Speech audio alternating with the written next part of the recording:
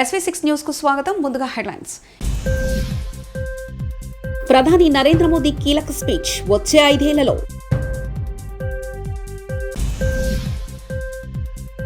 BRS పార్టీకి పోటీ చేయడానికి అభ్యర్థులు లేరు, రాజగోపాల్ రెడ్డి కామెంట్స్. విద్యుత్ రంగాన్ని కేసీఆర్ భ్రష్టు పట్టించారు, బట్టి విక్రమార్క. సీఎంకే భద్రత లేదంటే అది జగన్ చేతగానితనమే, నక్క ఆనంద్ బాబు. జనాధారణ కరవై కోడికత్తి లాంటి మరో డ్రామాను నమ్ముకున్న జగన్ రెడ్డి. వర్లరామయ్య మీడియా సమావేశం. లోక్సభ ఎన్నికల నేపథ్యంలో బీజేపీ మేనిఫెస్టో విడుదల చేసిన ప్రధాని నరేంద్ర మోదీ కీలక ప్రసంగం చేశారు. వచ్చే 5 ఏళ్లు కూడా ఉచిత రేషన్ అందజేస్తామని ప్రకటించారు. అంతకంటే ముఖ్యంగా 70 ఏళ్ల పైబడిన వృద్ధులకు 5 లక్షల వరకు ఉచిత వైద్యం అందిస్తామని ప్రకటించారు. ఆదివారం ఉదయం బీజేపీ ప్రధాన కార్యాలయంలో ఎన్నికల మేనిఫెస్టోను విడుదల చేశారు. ఈ సందర్భంగా ప్రసంగించిన ప్రధాని మోదీ కీలక ప్రకటనలు చేశారు. వృద్ధులను ఆయుష్మాన్ భారత్లో చేరుస్తామని, 70 ఏళ్ల పైబడిన వృద్ధులకు 5 లక్షల వరకు ఉచిత వైద్యం అందిస్తామని, తమ హయాంలో పేదలకు 4 కోట్ల ఇళ్లు కట్టించామని, మరో 3 కోట్ల ఇళ్లు కట్టించి ఇస్తామని ప్రకటించారు. రానున్న రోజుల్లో పైపు ద్వారా ఇంటింటికి గ్యాస్ అందిస్తామని ప్రధాని మోదీ తెలిపారు. పీఎం సూర్యఘర్ పథకానికి 1 కోటి మంది రిజిస్టర్ చేసుకున్నారని, ఇంట్లో తయారైన కరెంటును ప్రజలు అమ్ముకోవడానికి కూడా వీలుంటుందని తెలిపారు.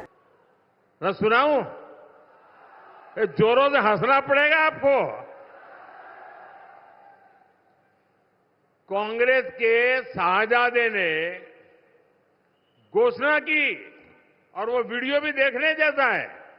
उन्होंने घोषणा की, एक झटके में देश की गरीबी हटा दूंगा. अब बताओ भाई, हंसी आएगी कि नहीं आएगी? आप हैरान हो गए कि नहीं हो गए? ऐसे लोगों पर कोई भरोसा करेगा क्या? अरे देश पूछ रहा है, आखिर ये शाही जादूगर इतने बरसों तक कहां छुपा था? 50 साल पहले इनकी दादी ने देश से गरीबी हटाने की घोषणा की थी. 50 साल हो गए. 2014 से पहले 10 साल तक इन्होंने रिमोट से सरकार चलाई. బాలీవుడ్ నటుడు సల్మాన్ ఖాన్ ఇంటి వద్ద కాల్పులు కలకలం రేపాయి. 2 దుండగులు ఉదయం 5 గంటల సమయంలో 3 రౌండ్లు కాల్పులు జరిపారు. ముంబై పోలీసులు ఘటనా స్థలానికి చేరుకుని విచారణ చేపట్టారు. కాగా గతంలో బిష్నోయ్ గ్యాంగ్ నుంచి సల్మాన్ ఖాన్కు బెదిరింపులు వచ్చిన విషయం తెలిసిందే. విద్యుత్ రంగాన్ని భ్రష్టు పట్టించిన మాజీ ముఖ్యమంత్రి కేసీఆర్ చేవెల సభ వేదికగా పచ్చి అబద్దాలు పల్లెవేశారని ఉప ముఖ్యమంత్రి బట్టి విక్రమార్క విమర్శించారు. మిగులు బడ్జెట్లో ఉన్న రాష్ట్రాన్ని 7 లక్షల కోట్ల మేర అప్పుల పాలు చేశారని మండిపడ్డారు. ఎకరం భూమి కూడా నీలివని కాళేశ్వరానికి ఏడాదికి 10,000 కోట్ల విద్యుత్ బిల్లులు చెల్లించేలా చేశారని ఆరోపించారు. ఇంకా బయటకు వచ్చి ఈరోజు ప్రగల్భాలు పలుకుతూ ఉన్నారు. ఒక్కరోజు కూడా సెక్రటేరియట్ రాకుండా, ప్రజలను కలవకుండా, ముఖ్యమంత్రి కానీ మంత్రులు కానీ ప్రజాస్వామ్యాన్ని అపహాస్యం చేసిన సంగతి మనందరికీ తెలిసింది. విద్యుత్ వ్యవస్థని అల్లకల్లోలం చేసిన సంగతి కూడా మనందరికీ తెలుసు. ధనిక రాష్ట్రంగా ఉన్న తెలంగాణ రాష్ట్రాన్ని దాదాపు 7 లక్షల కోట్ల రూపాయల అప్పుల పాలు చేసింది కూడా మీ పుణ్యమే. మీరు దిగిపోయిన తర్వాత కూడా విద్యుత్ రంగాన్ని అల్లకల్లోలం చేసి వెళ్తే 1 గంట కూడా కరెంటు పోకుండా నాణ్యమైన కరెంటుని ప్రజలకు అందిస్తూ కాంగ్రెస్ ప్రభుత్వం ముందుకు తీసుకొని పోతూ ఉంటే ఇంకా అక్కడక్కడ కరెంటు ఇవ్వలేకపోతున్నారని మాట్లాడుతూ ఉన్నాడు చంద్రశేఖరరావు గారు. ఆ రకంగా దిగజారిపోయి మాట్లాడటం ఆ స్థాయిని దిగజారుస్తుందన్న సంగతి మర్చిపోతూ ఉన్నాడు. నేను ఎప్పటికే పదే చెప్పాను, కరెంటుకు సంబంధించి కానీ ఆర్థిక వ్యవస్థకు సంబంధించి కానీ మేము ఈ 3 నెలల్లో చేసినటువంటి వ్యవస్థల్ని మీరు 10 కాలాల పాటు చిన్నభిన్నం చేసిన దాని లెక్కలతో సహా నేను నిరూపించడానికి, పబ్లిక్గా మాట్లాడటానికి సిద్ధంగా ఉన్నాను, రావటానికి నేను సిద్ధంగా ఉన్నానని అనేక సందర్భాలు పిలిచాను. మీరు వేసినటువంటి భారం, అటు కాళేశ్వరం కానీ నీటిపారుదల ప్రాజెక్టులు తీసుకొచ్చి ప్రజలకు నీళ్లు ఇవ్వాల్సినటువంటి ఆ ప్రాజెక్టు పైన లక్షల కోట్ల పైబడి రుణాలు తీసుకొచ్చి అప్పుల పాలు చేసి అది దేనికి బరికి రాకుండా చేసి రాబోయే రోజుల్లో అదొక పెద్ద భారంగా మార్చినటువంటి మీరు 1 ఎకరానికి నీళ్ళు అయిపోయినా సంవత్సరానికి 10,000 కోట్లు కరెంటు బిల్లులు కట్టాల్సిన దుస్థితి తీసుకొచ్చారు. Lift irrigation Kaleshwaram lift irrigation project, Yadadri Bhadradri లాంటి ప్రాజెక్టులు టెండర్లు లేకుండా వేల కోట్ల రూపాయలని మీ ఇష్టారాజ్యంగా నామినేటెడ్ పద్ధతులు ఇచ్చేశారు. ఇటువంటి అబద్ధాల కోరు మాజీ ముఖ్యమంత్రి అని మాజీ మంత్రుల మాటల్ని లెక్కలతో సహా ప్రశ్నించవలసింది. సీఎం జగన్ మరో కొత్త నాటనికి తెరలేపారని తెలుగుదేశం పార్టీ సీనియర్ నేత మాజీ మంత్రి నక్కా ఆనందబాబు ధ్వజమెత్తారు. విజయవాడలో సీఎం జగన్ పైకి గుర్తు తెలియని వ్యక్తి రాయి విసరడం, ఆయన నుదుటిపై గాయమైన సంగతి తెలిసిందే. ఈ నేపథ్యంలో గుంటూరులో ఆనందబాబు మీడియా సమావేశం నిర్వహించారు. గత ఎన్నికలకు ముందు ఆడిన కోడికత్తి నాటకం ఫలితంగా అమాయక దళిత యువకుడు 5 ఏళ్లు జైల్లో ఉన్నాడని, ఇప్పుడు ఈ రాయి డ్రామాకు ఏ దళితుడిని బలి చేస్తారోనని వ్యాఖ్యానించారు. రాష్ట్రానికి రక్షణ కల్పించాల్సిన సీఎంకే భద్రత లేదంటే అది జగన్ చేతగానితనమన్నారు. యువకుడిని 5 సంవత్సరాలు జైల్లో పెట్టారు. ఇతనంతటి ఇతను చేపించుకున్న గాయం ఏ విధంగా జరిగిందో తెలియదు. 5 ఏళ్ళు 5 రోజుల్లో బయటకు వచ్చే కేసు 5 సంవత్సరాలు జైల్లో మగ్గాడు ఒక దళిత యువకుడు. మరి ఈ రోజు ఎవరిని బలి చేయబోతా ఉన్నారో అర్థం కావట్లా. ఈ కేసుల్లో నిన్న జరిగినటువంటి రాయి విసిరిన కేసుల్లో ఎవరిని బలి చేయడానికి, ఎంతమందిని బలి చేయడానికి ప్రణాళిక రచన జరుగుతూ ఉందో తాడేపల్లి కోటలో అర్థం కాని పరిస్థితులు కనపడతా ఉన్నాయి. సరే, ఎవడో చెప్తావా జగన్మోహన్ రెడ్డి, నువ్వు సీఎంవి, ఈ రాష్ట్రానికి భద్రత కల్పించాల్సిన వాడు, నీకు భద్రత లేదంటే నీ చేతగాంతనం. నువ్వు చేపించుకున్నావు. ఇది 100% నువ్వే చేపించుకున్నావు. ఎన్నికల ముందు 6 నెలల ముందు కోడికత్తి డ్రామా ఆడావు. కరెక్ట్గా నెల రోజుల్లో ఎన్నికలు ఉన్నాయనగా బాబాయ్ హత్య, వివేకానందరెడ్డి హత్య చేసి నారాసుర రక్త చరిత్ర అని చెప్పి చంద్రబాబు నాయుడు గారి మీద అవాకులు చవాకులు నీ పత్రికల్లో ఛానల్లో ప్రచారం చేసుకొని రాజకీయ లబ్ధి పొందావు. మేము చెప్పడం కాదు, నీ చెల్లెళ్ళు చెబుతా ఉన్నారు. ఆ హత్య రక్తపు పునాదుల మీద నీ ప్రభుత్వం ఏర్పడిందని నీ చెల్లి చెబుతా ఉంది. అటువంటి నీచ చరిత్ర కలిగినటువంటి నువ్వు, నీ మీద రాళ్లు పడ్డాయా? రాళ్లు పడితే తెలుగుదేశం పార్టీ చంద్రబాబు నాయుడు గారు కారణం అని చెప్పి పతోడు మాట్లాడుతూ ఉన్నాడు. అంబటి రాంబాబు, నీ వాళ్ళు వీడు మాట్లాడుతున్నారు. ఏమనుకుంటున్నారు మీరు? ఎవరిని బలి చేయడానికి ప్రయత్నం చేస్తున్నావు? పూలు వెళ్తూ ఉంటే పూలలో రాళ్లు వచ్చినాయంట, రాయి తేలిందంట. జిమ్మిక్కులు, మాయలు, మోసాలు చేసైనా ప్రజలను భ్రమంలో పెట్టైనా అధికారాన్ని నిలబెట్టుకోవడానికి సీఎం జగన్ తాపత్రయపడుతున్నారని తెలుగుదేశం పార్టీ పోలిట్ బ్యూరో సభ్యుడు వర్లరామయ్య అన్నారు. ఆదివారం నాడు టీడీపీ కార్యాలయంలో ఆయన మీడియాతో మాట్లాడుతూ రాష్ట్ర ప్రజలు జగన్ని గద్దెదించుతున్నారని ఆయనకు తెలుస్తుందని, అందుకే ఇలాంటి డ్రామాలు మొదలుపెట్టారని అన్నారు. 5 ఏళ్ల క్రితం కోడికత్తి డ్రామా ఆడారని, మళ్ళీ ఇప్పుడు ఎన్నికల ముందు ఈ రాయి డ్రామా ఆడుతున్నారని ఎద్దేవా చేశారు. తాను అధికారాన్ని కోల్పోతున్నానని అతనికి తెలుసు. రాష్ట్ర ప్రజలు ఇతన్ని గద్దె దించుతున్నారని అతనికి తెలుసు. తెలుగుదేశం పార్టీ అధికారంలోకి రాబోతున్న సంగతి అతనికి తెలుసు. ఏదో రకంగా ఏ జిమ్మిక్కులు చేసైనా, ఏ మాయ చేసైనా, ఏ మోసం చేసైనా, రాష్ట్ర ప్రజలను ఏ భ్రమలో పెట్టైనా అధికారాన్ని నిలబెట్టుకోవాలని అతను ప్రయత్నం చేస్తూ ఉన్నాడు. అందులో భాగమే నిన్న గౌరవ ముఖ్యమంత్రి గారి మీద రాయి దాడి, రాళ్ల దాడి అని కూడా అంటలా, రాయి దాడి. ఏమండి పాత్రికేయ సోదరులు, మీరు కూడా ఏదంటే అది రాసేస్తున్నారు. ముఖ్యమంత్రిని చంపాలనుకున్నవాడు చిన్న రాయి విసిరి చంపుతాడండి? సాధ్యమా ఎక్కడైనా?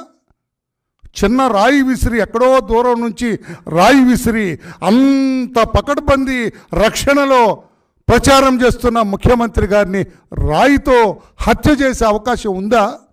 ఏమో, నాకు 50 ఏళ్ల నుంచి పోలీసు వ్యవస్థ గురించి, దర్యాప్తుల గురించి కాస్తో కూస్తో ప్రవేశం ఉన్నది, అనుభవం ఉన్నది. నేనెక్కడ రాయితో చంపేస్తానులా? పోయినేడేమో కోడి కత్తి, నాకు చిన్న ఇంత కత్తి 1/2 ఇంచ్ బ్లేడ్ తోటి కుడి భుజాన్న కొట్టి ఏ వ్యక్తిని ప్రపంచంలో ఎవడో చంపలేదు. కోడి కత్తితోటి కుడి భుజం మీద పొడిచి, లేకుంటే ఎడం. రాజగోపాల్ రెడ్డి కీలకమైన వ్యాఖ్యలు చేశారు.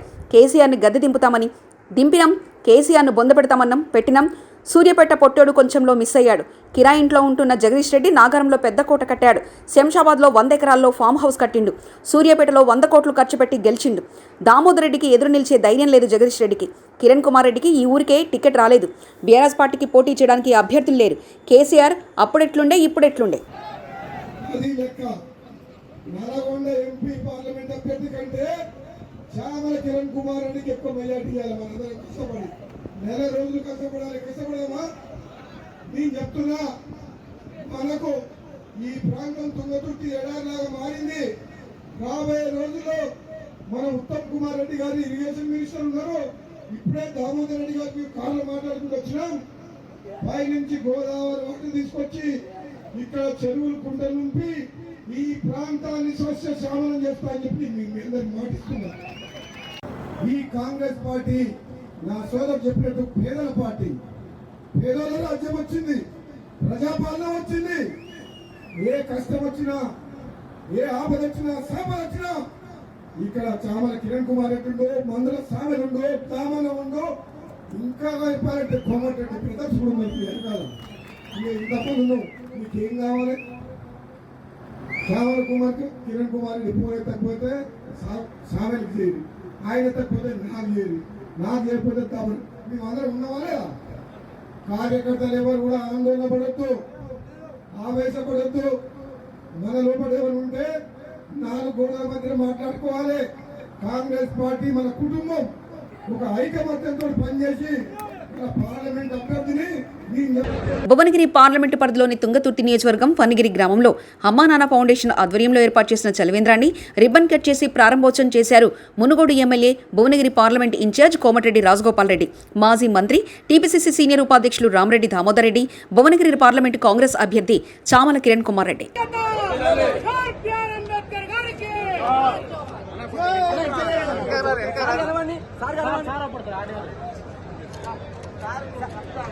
ఏలేశ్వరం మండలం లింగంపర్తిలో ఈరోజు కాకినాడ పార్లమెంట్ ఎన్డీఏ కూటమి ఎంపీ అభ్యర్థి తంగెళ్ల ఉదయ్ శ్రీనివాస్, నియోజకవర్గ జనసేన అధ్యక్షులు వరుపుల తమ్మయ్య బాబు కలిసి ఎన్డీఏ కూటమి ఎమ్మెల్యే అభ్యర్థిని వరువుల సత్యప్రభారాజ ఎన్నికల ప్రచారం నిర్వహించడం జరిగింది. గ్రామంలో ఇంటింటికి తిరుగుతూ కరపత్రాలు పంచుతూ ఎన్డీఏ కూటమి మేనిఫెస్టోలో అంశాలు ప్రకటన చేశారు. ఎన్డీఏ కూటమి అధికారంలో వస్తే జరిగే అభివృద్ధి సంక్షేమం గురించి ఓటర్లకు వివరించారు.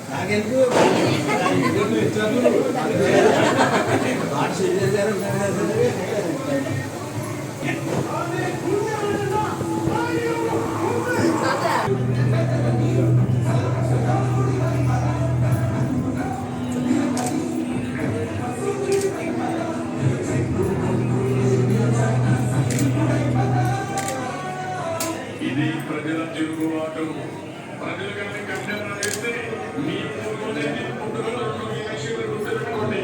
తెలుగుదేశం పార్టీ లేకుండా నిన్ను పుట్టించిన దేవుడు రానారాయణంలోని వసంత నవరాత్రి మహోత్సవాలు పట్టణంలోని ఆధ్యాత్మిక పుణ్యక్షేత్రం రామనారాయణం శ్రీ మద్రామనారాయణ ప్రాంగణంలోని శ్రీరామ వసంత నవరాత్రి మహోత్సవాలు వైభవంగా జరుగుతున్నాయి. ఈ కార్యక్రమంలో భాగంగా ఈ నెల 17న శ్రీరామనవమి సందర్భంగా సాయంత్రం 5 గంటల నుంచి శ్రీ సీతారాముల కళ్యాణ మహోత్సవం అత్యంత వైభవంగా నిర్వహిస్తున్నట్లు ఎన్సీఎస్ ట్రస్ట్ సభ్యులు నారాయణం శ్రీనివాస్, నీరజావల్లి దంపతులు తెలిపారు.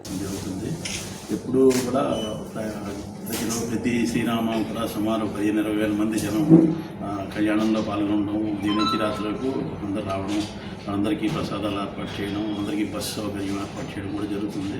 ఈసారి కూడా అలాగే ఏమీ ఇబ్బందులు లేకుండా అందరికీ రావడానికి వెళ్ళడానికి ఏర్పాట్లు, ట్రాన్స్పోర్ట్ కూడా మన సన్ స్కూల్ నెల్లిగారు బస్సులు, అలాగే గవర్నమెంట్ స్కూల్ రవా శ్రీనివాసపురం బస్సులు కూడా 7 బస్సులు, సుమారు పుష్పగిరి హాస్పిటల్ బస్సు 7 బస్సులు మన థియేటర్ నుంచి, మల్టీప్లెక్స్ నుంచి కంటిన్యూగా ట్రిప్స్ 4 o'clock నుంచి తిరుగుతుంటాయి. ఎవరైనా ఫ్రీ బస్సెస్ నేను ఎవరైనా రావచ్చు, వెళ్ళచ్చు. రాత్రి 11 వరకు కూడా ట్రిప్స్ జరుగుతాయి. ఈ సౌకర్యం అందరూ కూడా మీ ద్వారా తెలియజేస్తే అందరికీ సౌకర్యం అందరూ వస్తారు. ఈ కళ్యాణోత్సవం మన వైఖాన సాగంలో జరుగుతుంది.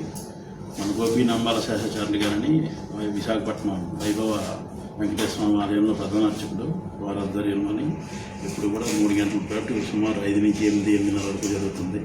అత్యంత వైభవంగా మన శ్రీ వెంకటేశ్వర వేద పాఠశాల విద్యార్థులు 60-70 మంది విద్యార్థులు. ప్రధాని నరేంద్ర మోదీ కీలక స్పీచ్ వచ్చే 5 ఏళ్లలో.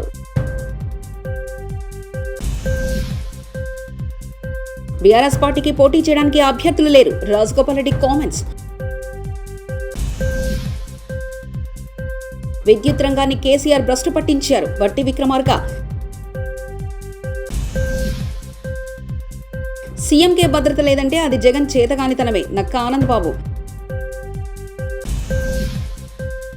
జనాధారణ కరవై కోడికత్తి లాంటి మరో డ్రామాను నమ్ముకున్న జగన్ రెడ్డి, వర్ల రామయ్య మీడియా సమావేశం. ఇవి బులెటిన్ విశేషాలు. చూస్తూనే ఉండండి SV6 న్యూస్.